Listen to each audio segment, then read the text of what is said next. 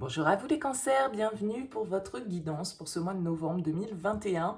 On va aller découvrir ensemble les énergies potentielles qui peuvent vous accompagner sur ce mois de novembre. Alors, vous gardez bien à l'esprit que c'est du général, évidemment ça ne pourra pas parler à tous les cancers. Donc pour ceux à qui ça ne parle pas, c'est que c'est pas pour vous, pointe à la ligne, il n'y a pas besoin d'avoir de débat. Et puis pour ceux à qui ça parle, voilà, le but d'une guidance, c'est pas de la voyance, c'est de vous aider à cheminer, à réfléchir, à avancer.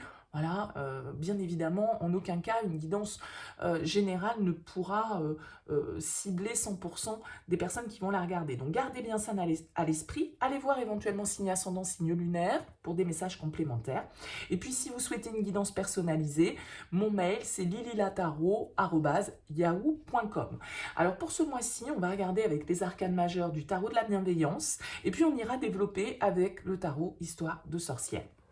On va déjà regarder, découvrir l'énergie, la vibration, on va dire, un peu principale qui va vous accompagner sur ce mois de novembre.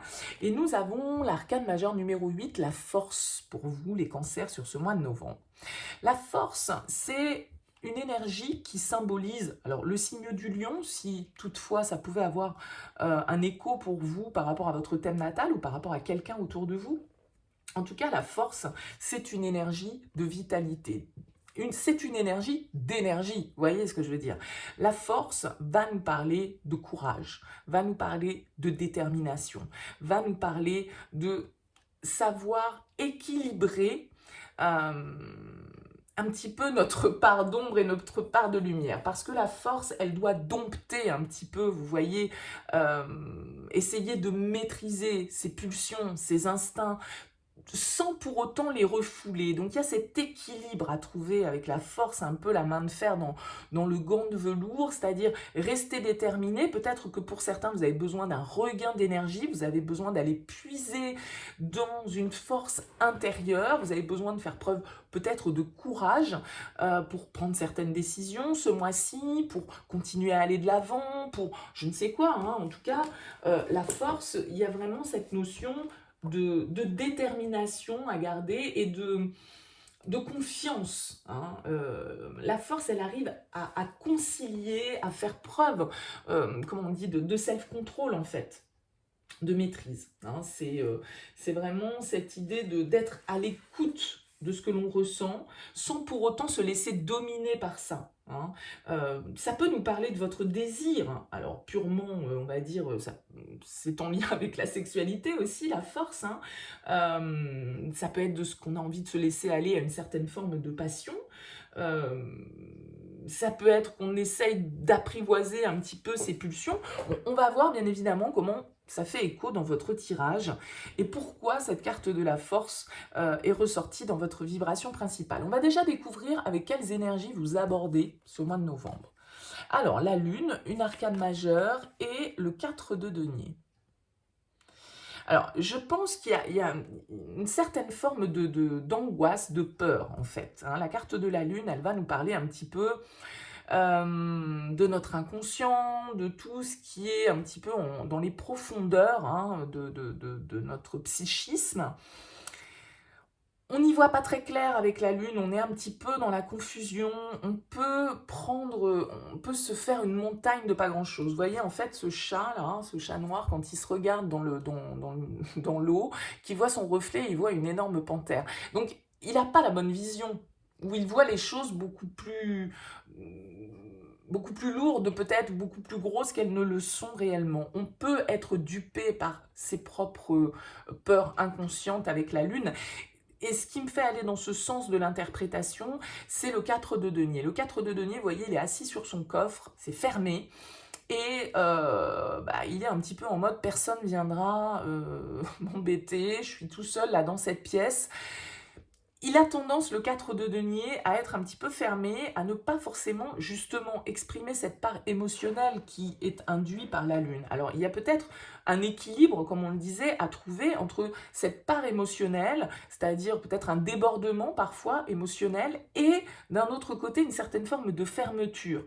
Parce que peut-être qu'on n'est pas dans la maîtrise, mais on est dans le contrôle. Et ça peut du coup manquer un petit peu de souplesse. Le 4 de denier, il a tendance à être assez économe, alors que ce soit matériellement, mais que ce soit aussi émotionnellement. Il a tendance à garder les choses pour lui, il a tendance à vouloir préférer sa zone de confort et ce qu'il a acquis jusque-là, plutôt que de prendre le risque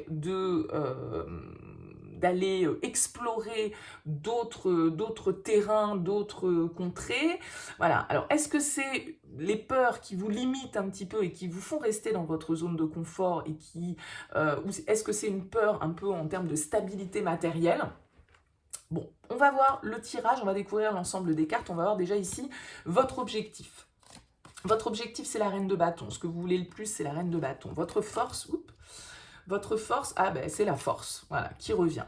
Donc, elle est vraiment là, cette énergie, pour vous accompagner, hein, pour vous dynamiser, pour vous donner la force, la détermination, le courage d'effectuer peut-être certaines choses. Peut-être ici de sortir un petit peu de sa zone de confort ou de s'ouvrir un peu émotionnellement parlant.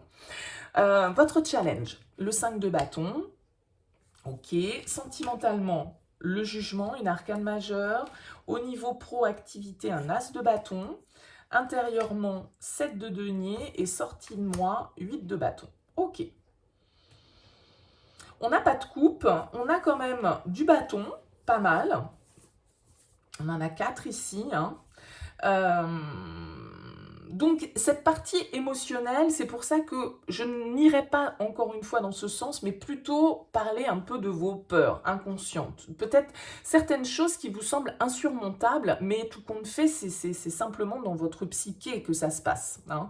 C'est pas forcément la réalité. Parce qu'on voit ici, avec cette reine de bâton en objectif, que vous avez quand même envie d'aller de l'avant. La reine de bâton, c'est pour moi le girl power, c'est celle qui a son pouvoir en main, sait communiquer, qui sait emmener les gens avec elle. En tout cas, vous avez envie de ressembler, si c'est ça votre objectif, à cette reine de bâton. Ça peut être quelqu'un autour de vous, bien évidemment, qui vous dynamise aussi, mais c'est votre objectif, c'est ce que vous souhaitez. Donc ça peut être une personne, peut-être un signe de feu autour de vous, un bélier, un lion, un sagittaire, si on est dans le sentimental. Sans doute que dans le sentimental, là, il y a quelque chose qui refait surface. Hein. Avec le jugement, il y a une idée de renouveau, de renaissance. Ça peut être le passé qui refait surface. Il y a peut-être quelqu'un que vous avez envie de séduire avec cette reine de bâton. Vous avez peut-être envie, voilà, de vous sentir belle, de vous sentir attirant ou attirante. C'est une séductrice, la reine de bâton. Elle sait utiliser son potentiel, ses pouvoirs, elle sait fédérer les autres, elle sait communiquer, elle sait aller de l'avant, elle s'écoute. Donc c'est ce que vous avez envie. Maintenant, on vous dit avec la force que vous avez cette capacité, en fait. La force, elle va vous dire, oui, l'énergie, le courage, la détermination, la maîtrise, vous l'avez. Donc vous pouvez être cette reine de bâton. Il y a simplement peut-être l'idée ici, avec ce 5 de bâton, de manque de confiance, de ne pas avoir envie forcément de se confronter aux autres. Si on y voit ici un projet professionnel, parce que ça peut être le cas, hein, parce qu'on a cette notion avec le jugement dans le sentimental, effectivement de renaissance, de renouveau, voilà.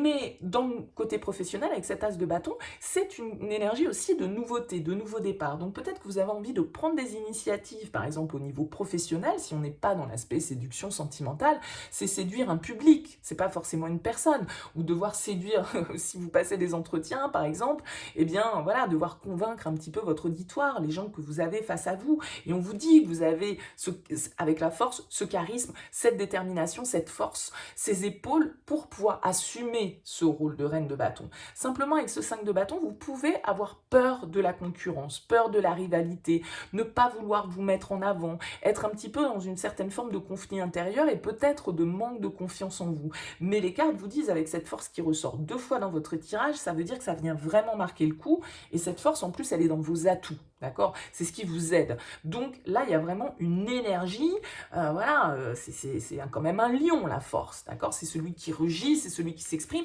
c'est celui qui montre sa puissance. Donc là je pense qu'il y a une détermination en vous, il y a quelque chose que vous souhaitez mener à bien, mais peut-être que ça vous malmène un petit peu au niveau de votre psychisme et au niveau de vos peurs, de vos angoisses, ça réveille peut-être certaines choses et vous avez peut-être vous êtes peut-être quand même un peu dans une forme de dualité parce que vous voulez aussi assurer votre sécurité, peut-être matérielle, vous avez peut-être peur de sortir de ce que vous connaissez jusque-là, de prendre une certaine forme de risque, d'accord? Donc il peut y avoir ce conflit intérieur un petit peu qui existe pour vous si vous êtes dans une démarche un petit peu porteur d'un projet, que ce soit relationnel ou que ce soit professionnel. Relationnel, ça peut l'être, comme je le disais, on a le jugement. Le jugement, c'est l'appel. D'accord? C'est les trompettes qui sonnent et c'est le réveil des morts. Alors c'est pour ça que souvent avec le jugement, ça peut être le retour d'une situation du passé. Alors ça peut être une personne qui revient, mais c'est énergétique, d'accord? C'est-à-dire que tous les concerts vont pas avoir un ex qui les rappelle, c'est pas ça la question. Enfin, en tout cas, ne prenez pas ce que je suis en train de dire de cette manière-là. C'est des énergies du passé qui refont surface pour être, on va dire, statuées peut-être.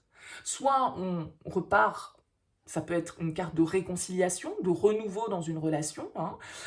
Ça peut être effectivement le retour de quelqu'un du passé dans notre vie.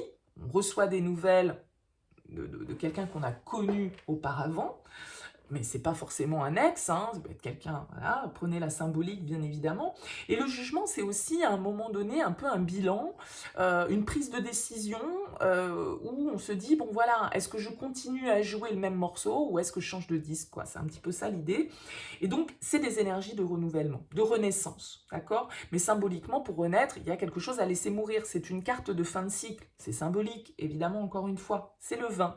Donc, 2 fois 10, là, on a un nouveau cycle qui se boucle. Donc, il peut y avoir vraiment des énergies de renouveau au niveau sentimental, relationnel. Le passé peut refaire surface d'une manière ou d'une autre, consciente ou inconsciente. Hein. Ça peut être parce que vous vous prenez à repenser à une histoire de votre passé. Il y a certaines choses dans votre vie qui font remonter des énergies du passé. C'est pas forcément parce que la personne, elle est là, présente, mais vous êtes peut-être en train de traiter, de régler certaines choses. Au niveau professionnel, on voit que, alors on ira développer hein, dans le tirage sentimental la carte du jugement, on verra un petit peu comment on peut préciser tout ça, bien sûr. Au niveau pro, je le disais, avec un as de bâton, c'est une carte de nouveaux potentiels, de nouvelles idées, de nouvelles opportunités, une nouvelle envie. Il y a quelque chose voilà, qui s'allume, et avec cette reine de bâton, ça va très bien. Ça va très très bien avec. Donc ça peut être professionnel pour vous, ça peut être un nouveau désir, un nouveau domaine d'activité que vous découvrez, mais ça peut être une passion, hein, ça peut être, c'est pas forcément professionnel. Quand je dis professionnel, c'est les activités. Donc on peut très bien avoir des activités extra-professionnelles dans lesquelles on investit beaucoup de temps et d'énergie et c'est pas forcément ce qui nous nourrit, d'accord? Donc c'est en lien aussi avec ça. Ça peut être une nouvelle passion que vous découvrez, voilà, une nouvelle technique. Il y a quelque chose en tout cas qui s'allume avec un as de bâton, c'est plutôt porteur de vitalité, d'énergie, d'action. Donc, il peut y avoir des prises d'initiative de votre part, il peut y avoir des opportunités qui apparaissent. Alors avec l'as de bâton, souvent c'est des opportunités qu'il faut saisir rapidement, hein. Elles ne restent peut-être pas là indéfiniment, mais en tout cas, il y a une notion là, il y a des choses qui bougent. Alors, bien évidemment, ça peut être des nouveaux contrats pour certains, ça peut être une nouvelle proposition professionnelle, une proposition de mutation, une proposition d'évolution, un nouveau domaine que vous souhaitez découvrir et pour lequel vous avez demandé à être formé. Ça peut être, voyez, une nouvelle passion artistique, une nouvelle passion pour quoi que ce soit. Mais là, il y a quelque chose qui s'allume. C'est un petit peu comme l'allumette qu'on gratte. Voilà, là, l'étincelle est là. Donc, quelle que soit la manière dont ça peut vous parler, ce sont des énergies très positives parce que, encore une fois, comme je le disais avec la force au départ, c'est une énergie d'énergie. Et c'est un peu ça, l'as de bâton aussi. Donc, il y a peut-être un regain, là, même si on sent que vous arrivez quand même un peu, voilà, début novembre, la lune, le 4 de denier, c'est pas non plus des énergies, mais vous avez un tirage très dynamique et on sent que ça bouge à la fin du mois avec ce vide de bâton, donc c'est très bien. C'est très bien. Vous arrivez sans doute par votre détermination, parce que vous lâchez pas, au but que vous vous êtes fixé avec cette reine de bâton. Intérieurement, c'est pareil, c'est très bien. 7 de denier, c'est une énergie de calme, c'est une énergie d'équilibre, de patience. On sait que, voilà, de toute façon, tout ne se fait pas du jour au lendemain. On sait aussi qu'à un moment donné vient la récolte, et ça peut être aussi au niveau personnel, ici, avec ce jugement. Donc, le 7 de denier, c'est celui qui, vous voyez, qui entretient sa vigne. Donc, il sait très bien qu'il va pas... il va y avoir différentes phases. Sa vigne, elle va passer par différentes étapes avant de pouvoir lui donner la récolte dont il a besoin. Et il accepte ce cycle, il accepte d'être patient, il accepte que tout ne se fasse pas du jour au lendemain et que il sait qu'il va récolter. Il sait qu'il investit son temps, son énergie de manière consciente dans quelque chose qui va pouvoir faire fructifier. Donc, il est serein, le 7 de denier. Hein. Donc, en tout cas, dans les énergies intérieures, je trouve ça très bien. Je trouve ça très bien. Après, bien sûr, que quand on est sur un projet, le 7 de denier, il peut nous parler de choses qui sont un peu lentes. Voilà, il faut de la patience, mais ça peut être aussi pour vous. Là, il y a peut-être des choses avec cette lune qui sont de l'ordre, comme je le disais, du psyché, de l'inconscient, des peurs, des angoisses, des choses qui sont un peu tapies dans l'ombre. Hein. C'est notre part d'ombre, la lune. Et c'est ce qu'on ne distingue pas toujours de manière très claire. Donc, voilà, avec ce 7 de denier, il y a peut-être un travail qui se fait avec le temps, et en tout cas une espèce de regain d'énergie, parce qu'entre le jugement, la force, l'as de bâton, voilà, on sent qu'il y a des possibilités de mouvement, des opportunités que vous pouvez saisir. Bon, bah après, bien évidemment, charge à vous de vous mettre dans les bonnes dispositions, évidemment, hein, rien n'arrive comme ça. 8 de bâton en fin de mois, c'est encore une fois une énergie qui va nous parler de mouvement. C'est comme si les choses s'accéléraient un petit peu sur la fin du mois de novembre. Donc ça va bouger. Le 8 de bâton, ça nous parle de changement, ça nous parle, vous voyez, cette tornade qui arrive derrière. Alors ça peut être des synchronicités, quand les choses s'enchaînent, vous voyez... ça tout se goupille bien, et puis ça a été bloqué pendant un certain temps, et puis là, paf, ça y est, tout arrive d'un coup, et on peut être pris un petit peu dans un tourbillon avec le 8 de bâton. Ça peut nous parler de communication, ça peut nous parler de nouvelles, ça peut nous parler de voyage, de déplacement, de synchronicité. Bon, en tout cas, c'est une énergie de rapidité. Les choses s'accélèrent, je pense, pour vous. Là, on sent que novembre, peut-être que justement, vous freinez un peu avec la 4 de denier, ou en tout cas, vous êtes en mode, vous assurez vos arrières un peu, mais on sent un peu plus cramponné. Là, on sent que sur le mois de novembre, ça se déclenche. Il y a peut-être des prises de conscience avec cette carte du jugement, hein, au niveau émotionnel, des nouvelles idées, des nouveaux projets qui germent chez vous, des nouvelles envies qui germent chez vous au niveau professionnel, et tout ça, ça amène un regain d'énergie, ça amène un petit peu de power sur ce mois de novembre. Et on a la tempérance en d'autres decks, donc c'est très bien, ça me fait penser en fait un peu à cette énergie du 7 de denier. La tempérance, vous voyez, c'est la zen attitude, on a la roue de fortune juste derrière, donc il y a le changement en fait, la papesse, waouh, et le mât, bah dites donc, que des arcanes majeures juste derrière. Donc vous voyez, on voit que les choses vont s'accélérer pour moi dans les énergies pour vous sur fin novembre. Et derrière, voilà, il y a un temps d'équilibre, il y a un retour à l'équilibre parce que vous avez su peut-être faire un travail sur vous, peut-être mettre de l'eau dans votre vin, parce que c'est ça la tempérance. C'est tempérer ses énergies. C'est un peu comme je disais avec la force, il faut maîtriser cette part bestiale et instinctive, et en même temps cette douceur de cette jeune femme à côté.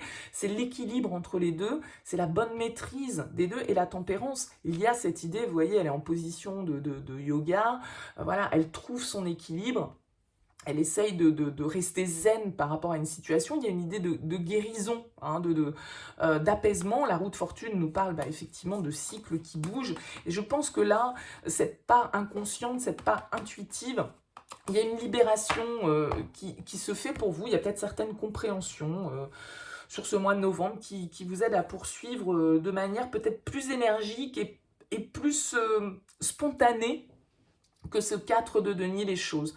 Un petit vent de folie, entre guillemets, qui peut souffler et qui peut amener du coup que les énergies se libèrent un peu avec ce 8 de bâton. Voilà pour vous les cancers. Écoutez, n'hésitez pas à me faire part de vos commentaires, bien sûr, à liker cette vidéo si elle vous a plu, à vous abonner à cette chaîne si ça n'est pas encore fait. On se retrouve d'ici peu pour les tirages sentimentaux de novembre. En attendant, je vous souhaite une très belle journée et je vous dis à très vite.